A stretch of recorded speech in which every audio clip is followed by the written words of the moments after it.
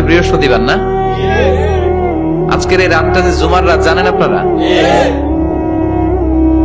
আমরা বাংলাদেশে মনে করি জুমার দিন শেষে যে রাতটা ওইটা মনে হয় জুমার রাত, আসলে ওইটা শনিবারের রাত।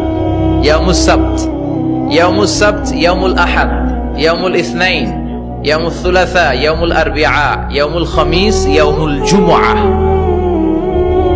এই হচ্ছে 7 দিনের আরবি নাম। তা আজকে হচ্ছে ইয়াউমুল খামিস।